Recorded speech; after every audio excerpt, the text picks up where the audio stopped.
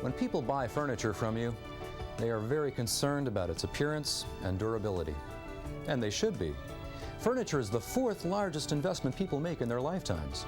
They only spend more on their homes, their cars, and their children's educations. Good wood furniture is an investment that can appreciate in value as it reaches antique status.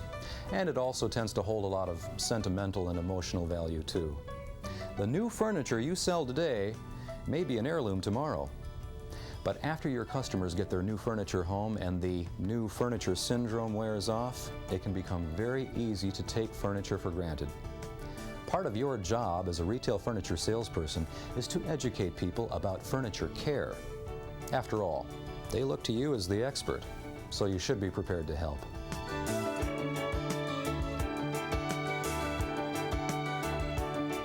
Let's start with why we need to care for furniture in the first place.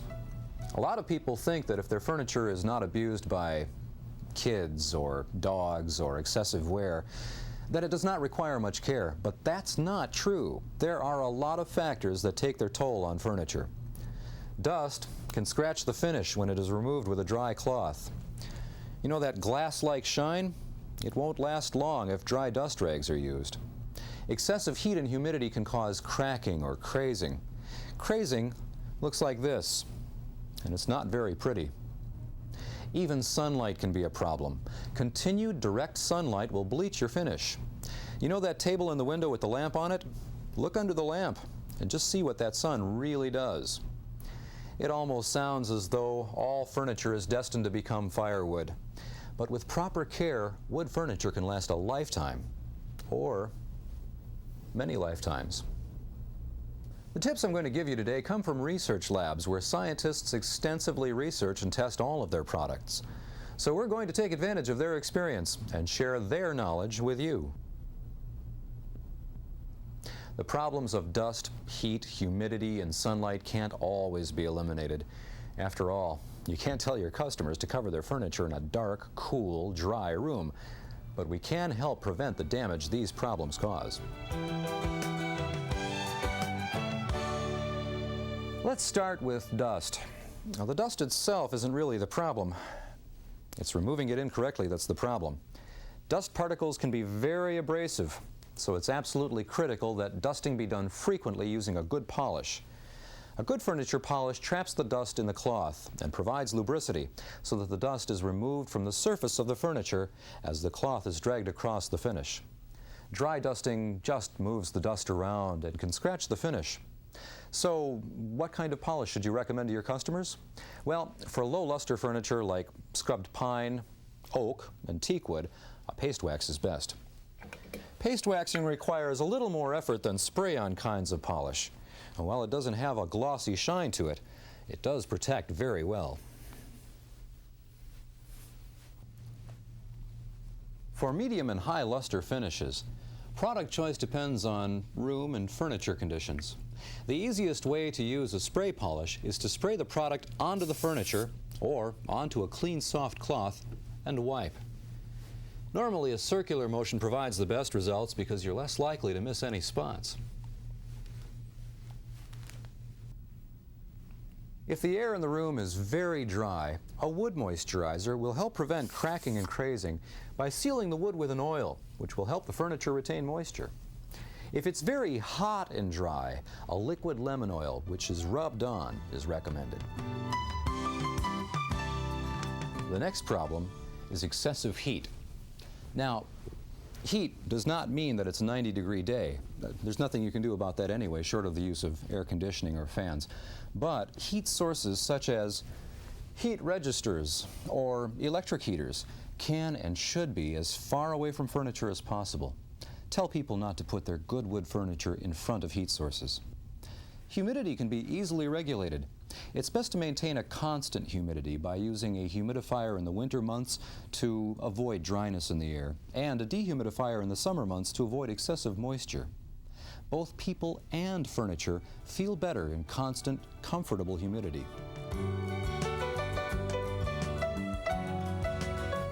The last problem Direct sunlight is another case of correct furniture placement.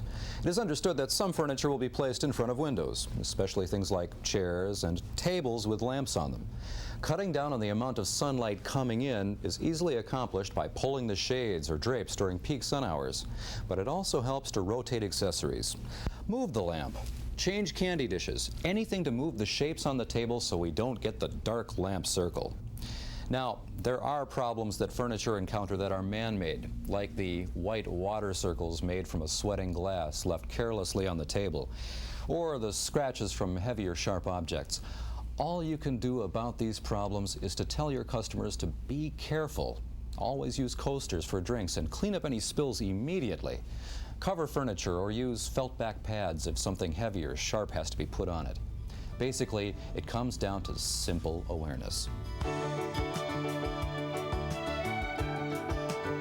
Prevention techniques and good products should always be used. As the customer's source of expertise, you should be the one to talk to them about furniture care methods and products. One thing that your customers may ask about is furniture polish buildup. You can tell them that good polishes are self-dissolving.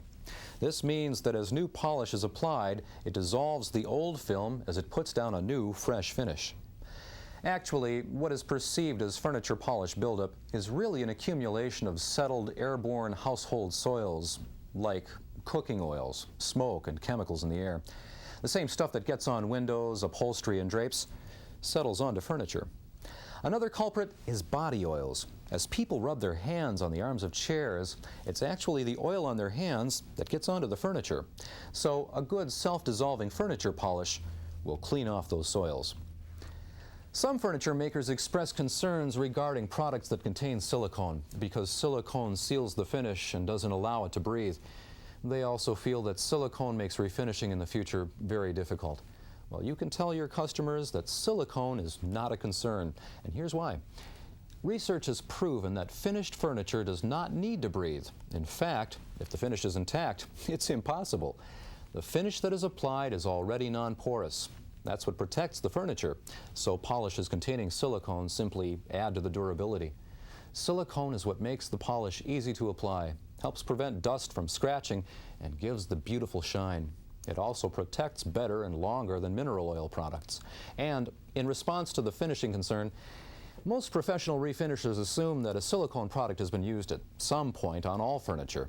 So when the furniture is stripped, professional refinishers automatically retreat all furniture with a special chemical that eliminates the effects of silicone.